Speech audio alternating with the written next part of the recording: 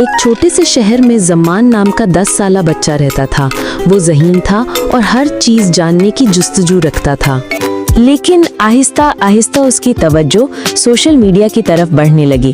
اب وہ زیادہ تر وقت موبائل پر گزارتا، کبھی یوٹیوب پر بے مقصد ویڈیوز اور کبھی انٹرنیٹ پر عجیب و غریب میمز دیکھنا۔ اس کے والدین نے محسوس کیا کہ زمان بدلنے لگا ہے، وہ چڑچڑا ہوتا جا رہا ہے۔ پھر ایک دن اس کی ماں نے نرمی سے کہا، بیٹا کبھی ہمارے ساتھ بھی بیٹھا کرو۔ اسی رات والد نے مسکرا کر کہا، روز رات کھانے کے بعد صرف 20 منٹ ہم تینوں بات کریں گے، تم جو دل چاہے پوچھنا، ہم سنیں گے اور تمہیں محبت سے سمجھائیں گے۔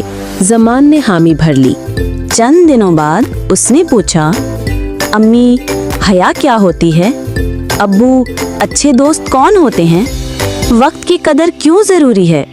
والدین نے پیار سے، مثالوں کے ذریعے اور دین کی روشنی میں اس کے تمام سوالوں کے جواب دیے۔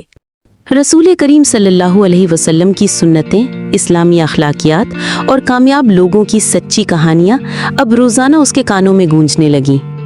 وقت گزرتا گیا، زمان اب صبح والد کے ساتھ مسجد جاتا، نماز باجماعت ادا کرتا، پھر واپس آ کر اسلامک پینٹنگ بناتا۔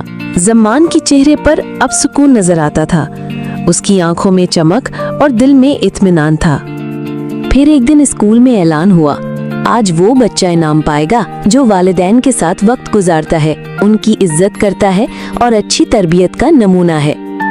زمان نے انعام پایا، پورے اسکول نے تالیاں بجائیں۔